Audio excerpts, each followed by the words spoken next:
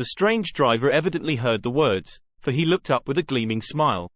The passenger turned his face away, at the same time putting out his 2 fingers and crossing himself. "Give me the hare's luggage," said the driver, and with exceeding alacrity my bags were handed out and put in the caleche. Then I descended from the side of the coach, as the caleche was close alongside, the driver helping me with a hand which caught my arm in a grip of steel. His strength must have been prodigious. Without a word he shook his reins, the horses turned, and we swept into the darkness of the pass. As I looked back I saw the steam from the horses of the coach by the light of the lamps, and projected against it the figures of my late companions crossing themselves. Then the driver cracked his whip and called to his horses, and off they swept on their way to Bukovina. As they sank into the darkness I felt a strange chill, and a lonely feeling came over me. But a cloak was thrown over my shoulders, and a rug across my knees, and the driver said in excellent German, "The night is chill, mein Herr, and my master the Count bade me take all care of you. There is a flask of Slivovitz, the plum brandy of the country, underneath the seat, if you should require it." I did not take any, but it was a comfort to know it was there all the same. I felt a little strangely, and not a little frightened. I think had there been any alternative I should have taken it, instead of prosecuting that unknown night journey. The carriage went at a hard pace straight along, then we made a complete turn and went along another straight road. It seemed to me that we were simply going over and over the same ground again, and so I took note of some salient point, and found that this was so. I would have liked to have asked the driver what this all meant, but I really feared to do so, for I thought that, placed as I was, any protest would have had no effect in case there had been an intention to delay. By and by, however, as I was curious to know how time was passing, I struck a match, and by its flame looked at my watch. It was within a few minutes of midnight. This gave me a sort of shock, for I suppose the general superstition about midnight was increased by my recent experiences. I waited with a sick feeling of suspense. Then a dog began to howl somewhere in a farmhouse far down the road, a long, agonized wailing, as if from fear. The sound was taken up by another dog, and then another and another, till, borne on the wind which now sighed softly through the pass, a wild howling began, which seemed to come from all over the country, as far as the imagination could grasp it through the gloom of the night. At the first howl the horses began to strain and rear, but the driver spoke to them soothingly, and they quieted down, but shivered and sweated as though after a runaway from sudden fright. Then, far off in the distance, from the mountains on each side of us began a louder and a sharper howling, that of wolves, which affected both the horses and myself in the same way, for I was minded to jump from the caleche and run, whilst they reared again and plunged madly, so that the driver had to use all his great strength to keep them from bolting. In a few minutes, however, my own ears got accustomed to the sound, and the horses so far became quiet that the driver was able to descend and to stand before them.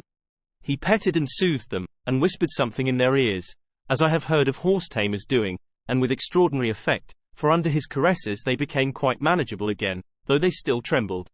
The driver again took his seat, and shaking his reins, started off at a great pace. This time, after going to the far side of the pass, he suddenly turned down a narrow roadway which ran sharply to the right. Soon we were hemmed in with trees, which in places arched right over the roadway till we passed as through a tunnel, and again great frowning rocks guarded us boldly on either side. Though we were in shelter, we could hear the rising wind, for it moaned and whistled through the rocks, and the branches of the trees crashed together as we swept along. It grew colder and colder still, and fine, powdery snow began to fall, so that soon we and all around us were covered with a white blanket. The keen wind still carried the howling of the dogs, though this grew fainter as we went on our way. The baying of the wolves sounded nearer and nearer, as though they were closing round on us from every side. I grew dreadfully afraid, and the horses shared my fear. The driver, however, was not in the least disturbed. He kept turning his head to left and right, but I could not see anything through the darkness.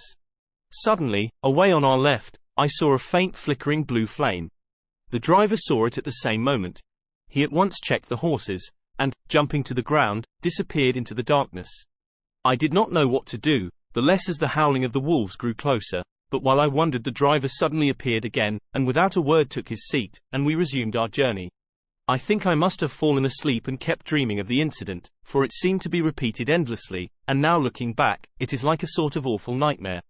Once the flame appeared so near the road, that even in the darkness around us I could watch the driver's motions. He went rapidly to where the blue flame arose. It must have been very faint, for it did not seem to illumine the place around it at all, and gathering a few stones, formed them into some device. Once there appeared a strange optical effect. When he stood between me and the flame he did not obstruct it, for I could see its ghostly flicker all the same. This startled me, but as the effect was only momentary, I took it that my eyes deceived me straining through the darkness. Then for a time there were no blue flames, and we sped onwards through the gloom, with the howling of the wolves around us, as though they were following in a moving circle. At last there came a time when the driver went further afield than he had yet gone, and during his absence, the horses began to tremble worse than ever and to snort and scream with fright. I could not see any cause for it, for the howling of the wolves had ceased altogether, but just then the moon, sailing through the black clouds, appeared behind the jagged crest of a beetling, pine-clad rock, and by its light I saw around us a ring of wolves, with white teeth and lolling red tongues, with long, sinewy limbs and shaggy hair. They were 100 times more terrible in the grim silence which held them than even when they howled. For myself, I felt a sort of paralysis of fear. It is only when a man feels himself face to face with such horrors that he can understand their true import. All at once the wolves began to howl as though the moonlight had had some peculiar effect on them. The horses jumped about and reared, and looked helplessly round with eyes that rolled in a way painful to see. But the living ring of terror encompassed them on every side, and they had perforce to remain within it. I called to the coachman to come, for it seemed to me that our only chance was to try to break out through the ring and to aid his approach. I shouted and beat the side of the caleche, hoping by the noise to scare the wolves from that side, so as to give him a chance of reaching the trap. How he came there, I know not, but I heard his voice raised in a tone of imperious command, and looking towards the sound, saw him stand in the roadway. As he swept his long arms, as though brushing aside some impalpable obstacle, the wolves fell back and back further still. Just then a heavy cloud passed across the face of the moon, so that we were again in darkness. When I could see again, the driver was climbing into the caleche, and the wolves had disappeared. This was all so strange and uncanny that a dreadful fear came upon me, and I was afraid to speak or move. The time seemed interminable as we swept on our way, now in almost complete darkness, for the rolling clouds obscured the moon. We kept on ascending, with occasional periods of quick descent, but in the main always ascending. Suddenly, I became conscious of the fact that the driver was in the act of pulling up the horses in the courtyard of a vast ruined castle, from whose tall black windows came no ray of light, and whose broken battlements showed a jagged line against the moonlit sky. Chapter 2. Jonathan Harker's Journal, continued.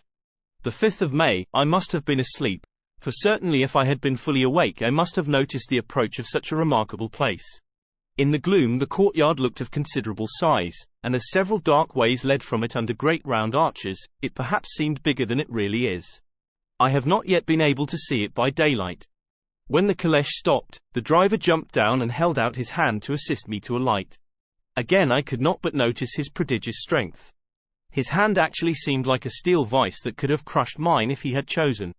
Then he took out my traps, and placed them on the ground beside me as I stood close to a great door, old and studded with large iron nails, and set in a projecting doorway of massive stone. I could see even in the dim light that the stone was massively carved, but that the carving had been much worn by time and weather. As I stood, the driver jumped again into his seat and shook the reins, the horses started forward, and trap and all disappeared down one of the dark openings. I stood in silence where I was, for I did not know what to do. Of bell or knocker there was no sign. Through these frowning walls and dark window openings it was not likely that my voice could penetrate. The time I waited seemed endless, and I felt doubts and fears crowding upon me. What sort of place had I come to, and among what kind of people? What sort of grim adventure was it on which I had embarked? Was this a customary incident in the life of a solicitor's clerk sent out to explain the purchase of a London estate to a foreigner? Solicitor's clerk. Mina would not like that. Solicitor. For just before leaving London I got word that my examination was successful, and I am now a full-blown solicitor. I began to rub my eyes and pinch myself to see if I were awake. It all seemed like a horrible nightmare to me, and I expected that I should suddenly awake, and find myself at home, with the dawn struggling in through the windows, as I had now and again felt in the morning after a day of overwork. But my flesh answered the pinching test, and my eyes were not to be deceived. I was indeed awake and among the Carpathians. All I could do now was to be patient, and to wait the coming of the morning. Just as I had come to this conclusion I heard a heavy step approaching behind the great door, and saw through the chinks the gleam of a coming light.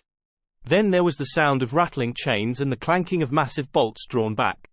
A key was turned with the loud grating noise of long disuse, and the great door swung back. Within, stood a tall old man, clean-shaven save for a long white moustache, and clad in black from head to foot, without a single speck of color about him anywhere. He held in his hand an antique silver lamp, in which the flame burned without chimney or globe of any kind, throwing long quivering shadows as it flickered in the draught of the open door. The old man motioned me in with his right hand with a courtly gesture, saying in excellent English, but with a strange intonation, "Welcome to my house. Enter freely and of your own will." He made no motion of stepping to meet me, but stood like a statue, as though his gesture of welcome had fixed him into stone. The instant, however, that I had stepped over the threshold, he moved impulsively forward, and holding out his hand grasped mine with a strength which made me wince, an effect which was not lessened by the fact that it seemed as cold as ice, more like the hand of a dead than a living man.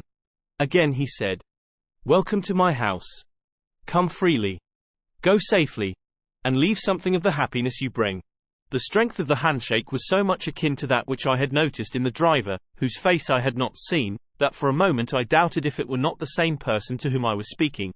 So to make sure, I said interrogatively, "Count Dracula?" He bowed in a courtly way as he replied, "I am Dracula, and I bid you welcome, Mr. Harker, to my house. Come in. The night air is chill, and you must need to eat and rest." As he was speaking, he put the lamp on a bracket on the wall, and stepping out, took my luggage. He had carried it in before I could forestall him. I protested, but he insisted. "Nay, sir, you are my guest. It is late, and my people are not available. Let me see to your comfort myself." He insisted on carrying my traps along the passage, and then up a great winding stair, and along another great passage, on whose stone floor our steps rang heavily. At the end of this he threw open a heavy door, and I rejoiced to see within a well-lit room in which a table was spread for supper, and on whose mighty hearth a great fire of logs, freshly replenished, flamed and flared. The Count halted, putting down my bags, closed the door, and crossing the room, opened another door, which led into a small octagonal room lit by a single lamp, and seemingly without a window of any sort. Passing through this, he opened another door, and motioned me to enter. It was a welcome sight, for here was a great bedroom well lighted and warmed with another log fire, also added to but lately, for the top logs were fresh, which sent a hollow roar up the wide chimney. The Count himself left my luggage inside and withdrew, saying, before he closed the door, "You will need, after your journey, to refresh yourself by making your toilet. I trust you will find all you wish. When you are ready, come into the other room, where you will find your supper prepared." The light and warmth and the Count's courteous welcome seemed to have dissipated all my doubts and fears. Having then reached my normal state, I discovered that I was half famished with hunger. So making a hasty toilet, I went into the other room.